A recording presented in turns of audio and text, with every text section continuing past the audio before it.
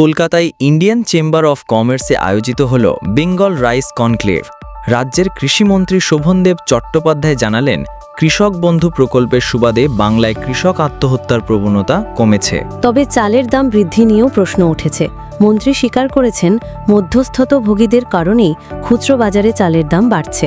রাজ্য সরকার সুফল বাংলা স্টলের মাধ্যমে নিয়ন্ত্রিত মূল্যে চাল পৌঁছে দেওয়ার আশ্বাস দিয়েছে। বিশ্বব্যাপী চাল রপ্তানির প্রায় 30% ভারত থেকেই হচ্ছে এবং দেশে চালের উৎপাদনও বেড়েছে প্রায় 5%। কিন্তু কৃষকদের অভিযোগ, উৎপাদন বাড়লেও ন্যায্য দাম পাচ্ছেন না তারা। লাভ যাচ্ছে মূলত মিল মালিক ও মধ্যস্থতাভোগীদের পকেটে।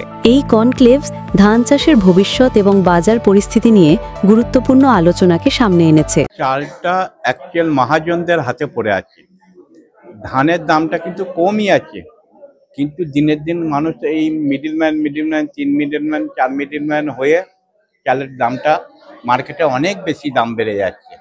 কিন্তু ধানটা চাষির কাছেই রয়েছে, কিন্তু আলু পেঁয়াজ এই ধরনের জিনিসগুলো যখন থাকে, দেখবেন মালটা আলুটা কম আছে বা পচে গেছে বা কোনো নষ্ট হয়ে গেছে, তখন আলুর দামগুলো বাড়তে থাকে। সবজি যেমন কখনো দেখবেন পালং শাকের 100 টাকা কিলো, আবার পৌষ মাসে এলে দেখবেন 2 টাকা কিলো গরু ছাগলে খায় না। কিন্তু ধানটা সব সময় দামটা একই থেকে যাচ্ছে। দামটা অ্যাকচুয়ালি চাষিরা এখন বাড়িতে চালটা তৈরি করছে না, এখন সেটা মিলে বিক্রি করে দিচ্ছে দাম পাওয়ার জন্য, যার জন্য সেটা আপনার বাজারে দামটা বেশি অটোমেটিক হয়ে যাচ্ছে। এই একটা কনক্লেভ, একটা দিনের যে মেসেজ আমরা পাচ্ছি বা আমরা দিচ্ছি, বা সবাই এক্সপার্ট যারা এসছেন, সেটাতে সায়েন্টিস্ট, পলিসি মেকার্স, ব্যাংকের মানুষেরা, গভর্নমেন্টের লোকেরা, সবাই তারা একটা জায়গায় এসছেন। এবং চাষি ভাইরা বা সাধারণ মানুষ বা স্টেক হোল্ডার যারা আজকে এই পার্টিসিপেন্ট করছে রাইস কনক্লেভে, তারা একটা সম্পূর্ণ একটা পূর্ণাঙ্গ, at least most of the things তারা আজকে জানতে পারছে।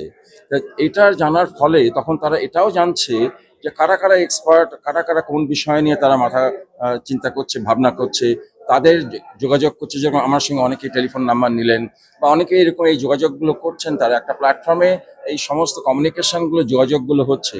এবং যার ফলে ভবিষ্যতেও কারো যদি কোনো বিজনেস এন্টারপ্রেনারশিপ থাকে, বা কারো কোনো ফার্টিলাইজারের দরকার থাকে, বা ফার্টিলাইজারের ব্যবহার বা অন্য টেকনিক্যাল জিনিস দরকার থাকে, তারা কিন্তু এই কনক্লেভ থেকে সেই ইনফরমেশনটা পেয়ে তারা যোগাযোগ করে তারা এগিয়ে নিয়ে যেতে পারবে।